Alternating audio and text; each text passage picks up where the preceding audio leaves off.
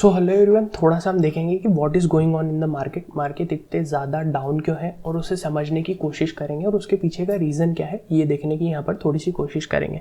तो जैसा कि आप यहाँ पर देख सकते हैं कि बैंक निफ्टी ऑलमोस्ट एक दिन में मोर देन 3.13% गिर चुका है। निफ्टी का भी वही हाल है, 1.61% गिर चुका है। और अगर आप देखें तो ऑलमोस्ट बैंक निफ्टी पिछले 2 दिनों के अंदर, तो अगर आप देखें कि बैंक निफ्टी पिछले 2 दिनों के अंदर ऑलमोस्ट मोर देन 5% गिर चुका है यहाँ पर। तो इतना ज़्यादा बैंक निफ्टी में ब्लड शेड क्यों, इतना ज़्यादा बैंक निफ्टी गिर क्यों रहा है, तो इसके पीछे का थोड़ा सा रीज़न जानने की कोशिश करेंगे। मोस्ट प्रोबेबली अगर आपको न्यूज़ नहीं पता है और आपने नहीं देखी तो इस वीडियो में आपको बताने की थोड़ी सी कोशिश करूँगा।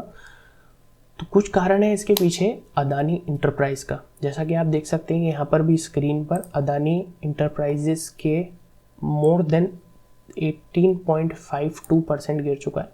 अदानी ग्रीन और अदानी ट्रांसमिशन मोर देन 20% गिर चुके हैं और अदानी पोर्ट्स मोर देन 16.29% यहाँ पर गिर चुका है। तो इसके पीछे का रीज़न क्या है? तो हिंडनबर्ग नाम की एक अमेरिकन बेस्ड रिसर्च कंपनी है जो दूसरी कंपनियों पर या फाइनेंशियल जो इंस्टीट्यूट्स हैं उन पर अच्छी रिसर्च करती है और ये रिसर्च प्रोवाइड करती है लोगों को।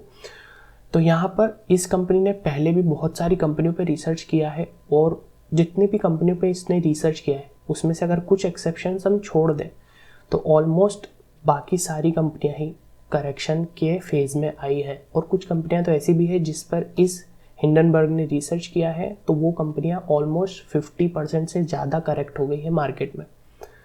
तो इसके पीछे का रीज़न ये है कि ये किसी भी कंपनी पर जब रिसर्च करते हैं तो इन द डेप्थ ही अच्छी रिसर्च करते हैं लोग, अंदर की बातें भी पता करते हैं और बाहर की जो बातें हैं उन पर भी क्लियरिटी ये लाते हैं। तो वैसा ही हुआ है, हिंडनबर्ग ने अदानी पोर्ट्स पर भी एक रिसर्च करके निकाली है। उसमें उसने इनसे कुछ सवाल पूछे हैं कि आपकी वैल्यूएशन इतनी ज़्यादा क्यों है, रिलेटेड उनकी कंपनी से बहुत सारे सवाल पूछे। और इसी रिसर्च और इस कंपनी के कारण अदानी पोर्ट्स और अदानी एंटरप्राइज और दूसरी जितनी भी अदानी की कंपनियां हैं वो गिर चुकी हैं मार्केट में। जैसा कि अगर आप देखें तो अदानी इंटरप्राइज जो मेन कंपनी है वो यहाँ पर ऑलमोस्ट पिछले दिन के अंदर 16.52% गिर चुकी है। जैसा कि आपको अगर मालूम हो, मार्केट में जब भी बाइंग होती है तो स्लो एंड स्टडी हमारी बाइंग हमेशा चलती है, क्योंकि आदमी हमेशा बाइंग करेगा तो वो फंडामेंटल्स और टेक्निकल्स देखेगा, पर सेलिंग करते टाइम वो हमेशा न्यूज़ और अपने इंस्टिंक्ट और उसको कैसा लग रहा है वो उस हिसाब से सेलिंग करता है। तो जब भी बाइंग होती है तो ऑलमोस्ट स्लो एंड स्टडी होती है, पर सेलिंग हमेशा बहुत ही फास्ट होती है। और यहाँ पर भी ऐसा ही हो रहा है, मार्केट में एक पैनिक सेलिंग बन रही है और वो है अदानी इंटरप्राइज की वजह से। और जैसा आप जानते हैं कि हमारा मार्केट जो है, मार्केट जो है वो ऑलमोस्ट एक दूसरे से बहुत ज़्यादा कनेक्टेड है। अगर एक कंपनी है तो वो दूसरी 3 या 4 कंपनियां दूसरे डिफरेंट सेक्टर से ऑलमोस्ट कनेक्टेड है और ये सब भी एक दूसरे के अंदर कनेक्टेड है। तो अगर एक कंपनी कोई गलती यहाँ पर करेगी तो उसका इफेक्ट ऑलमोस्ट 2 या 3 कंपनी या उसके दूसरे रिलेटेड सेक्टर पर भी फ़र्क पड़ेगा। सेम वैसी चीज़ ही बैंक्स के साथ भी हुई है यहाँ पर। तो बैंक्स क्यों गिर रहे हैं? बैंक्स के साथ भी सेम ही चीज़ हुई है। बैंक्स जो है वो अदानी इंटरप्राइज ने बैंक से बहुत सारा लोन ले रखा है और अदानी इंटरप्राइज ने जो इनसे लोन लिए हैं तो अदानी इंटरप्राइज में जो न्यूज़ आई उसके कारण लोगों को ये भी लग रहा है कि हो सकता है कि ये लोन को रिटर्न करने में असक्षम रहें या टाइम लगाएं। दैट्स वाई बैंक्स के भी स्टॉक सब नीचे जा रहे हैं। तो जैसा आपने देखा कि एक जो कंपनी है वो दूसरी बहुत सारी कंपनियों से को रिलेटेड है। जैसे अदानी पोर्ट्स के साथ साथ कुछ सीमेंट सेक्टर भी नीचे गिर रहे हैं क्योंकि यहाँ से इनने सीमेंट के कुछ कॉन्ट्रैक्ट्स लिए होंगे। तो एक जो कंपनी होती है जब भी वो गिरती है तो एक डोमिनो इफेक्ट क्रिएट करती है कि दूसरी भी कंपनियां उसके साथ साथ थोड़ा सा ड्रॉडाउन दिखाती है, क्योंकि मार्केट एक दूसरे से को रिलेटेड है। तो यहाँ पर हम देख लेते हैं कि आपको क्या करना चाहिए। अगर आप यहाँ पर एक ट्रेडर हैं तो this is the best opportunity for you, क्योंकि ट्रेडर के लिए सेलिंग एक बहुत ही अच्छी अपॉर्चुनिटी होती है।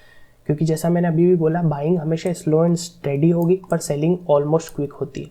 पर अगर आप स्टॉक में कहीं पर इन्वेस्टेड है, जैसे अगर आपने यहाँ पर कहीं पर ब्रेकआउट होने पर इन्वेस्टमेंट किया है तो अभी भी आपके पास टाइम है, आप अपना एनालिसिस कर सकते हैं। अगर आप टेक्निकल बेसिस पे एनालिसिस करते हैं तो ऑलमोस्ट सभी टेक्निकल एनालिस्ट ये करते हैं कि उनके कुछ स्टॉप लॉस होते हैं। अगर आपने यहाँ पर बाई किया तो ये आपका स्टॉप लॉस होगा, अगर आपने नीचे कहीं पर बाई किया है तो आपका ये स्टॉप लॉस होगा। तो आप अपने स्टॉप लॉस के हिसाब से उसका एनालिसिस कर सकते हैं, स्टॉप लॉस को ट्रेल कर सकते हैं। अगर आपने प्रॉफिट है तो आप अपने हिसाब से एनालिसिस करके प्रॉफिट बुकिंग भी कर सकते हैं। जो फंडामेंटल एनालिस्ट है जो फंडामेंटल एनालिस्ट है, जिनने फंडामेंटल के बेसिस पे इस ट्रेड में एंटर किया है या इस स्टॉक में इन्वेस्ट किया है, तो आप अपने फंडामेंटल्स को रीचेक करिए कि इस साल कंपनी ने किस तरह के फंडामेंटल्स प्रोड्यूस किए हैं। आप न्यूज़ को देखिए और फिर आप एक डिसीजन लीजिए कि आपको इसमें इन्वेस्टेड रहना चाहिए कि नहीं। ये डिसीजन आपके ऊपर आता है। इन दी एंड आपको अपना एनालिसिस यहाँ पर थोड़ा सा करना पड़ेगा। ट्रेडर्स के लिए एक बहुत अच्छी अपॉर्चुनिटी, आप सेलिंग कर सकते हैं यहाँ पर। सेलिंग के लिए अगर आपका सेटअप बनता है देन यू कैन सेल। अगर आप टेक्निकल बेसिस पे इसके अंदर इन्वेस्टेड हैं तो अपने स्टॉप लॉस को ट्रेल कीजिए और अपने टेक्निकल्स को देखते रहिए कि क्या टेक्निकल्स ये शो कर रहा है। फंडामेंटल के एनालिस्ट हैं अगर आप, तो अपनी फंडामेंटल को रीचेक कीजिए यहाँ पर। Thank you and follow for more.